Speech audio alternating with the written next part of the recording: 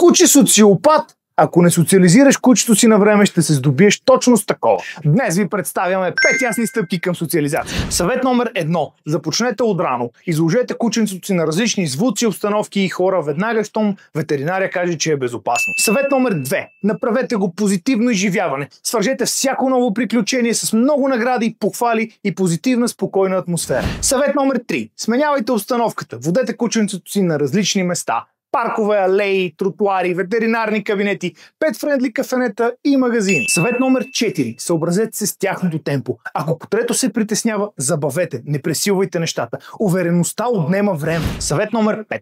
Срещайте ги с други кучета. Организирайте им срещи и игри с други спокойни кучета на близка до тяхната възраст. Уверете се, че имат всички необходими ваксини и обезпаразитявания, за да се научат на безопасна игра и социални умения. Не забравяйте да играят с кучета на близка до тяхната възраст, тъй като играта на големите може да бъде груба и да наплаши маниците. Добре социализираното котре се превръща в спокойно и уверено пораснало куче. Това беше поредното видео от нашата поредица Постижима дисциплина за стопани без опит. Ако сте нужни някакви съвети, сподели с нас в коментари.